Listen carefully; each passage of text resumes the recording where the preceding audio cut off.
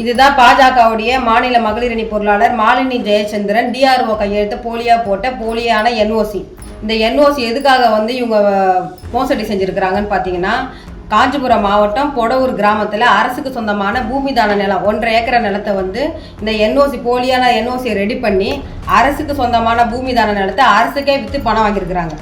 சாதாரண ஒரு ஏழை எளிய ஜனம் தான் அப்பம் கையெழுத்த புள்ள கையெழுத்த அப்பம் போட்டாலோ உடனே காவல்துறையை கைது பண்ணி சிறையில் தூக்கி வச்சுருங்க. 1.5 ஏக்கர் நிலத்துக்கு ஒரு என்ஓசி போலியாக ஒரு டிஆர்ஓ மாவட்ட வருவாய் அலுவலருடைய கையெழுத்தை போலியாக போட்டதுக்கு ஏன் ஒன்றும் நடவடிக்கை எடுக்காமல் வச்சுருக்கிறாங்கன்னு தெரில.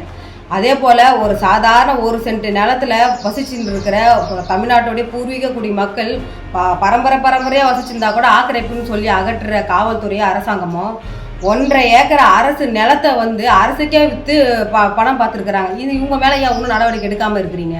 காஞ்சிபுரம் கலெக்டர் அலுவலகத்தில் இது சம்மந்தமாக புகாராக கொடுத்து வச்சுருக்குறோம். புகார் கொடுத்து நடவடிக்கை எடுக்கல. அதே போல் தமிழ்நாட்டில் ஐஏஎஸ் சகாயம்னு சொல்லிட்டு நேர்மையான அதிகாரி, அவர் எல்லாருக்குமே தெரியும்.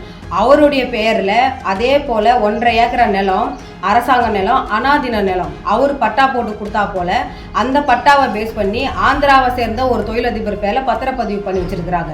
இது சம்மந்தமாக ஏற்கனவே அந்த மோசடி செஞ்சவங்க மேலே நடவடிக்கை எடுக்க சொல்லி தாசில்தார் அலுவலகத்தில் ஸ்ரீபெரும்புதூர் தாசில்தார் அலுவலகத்தில் தகவல் அறியும் உரிமை சட்டம் மூலிமா நாங்கள் மனு போட்டிருந்தோம். உரிய பதில் கேட்டு இந்த நிமிஷம் வரைக்கும் உரிய பதில் கொடுக்கல.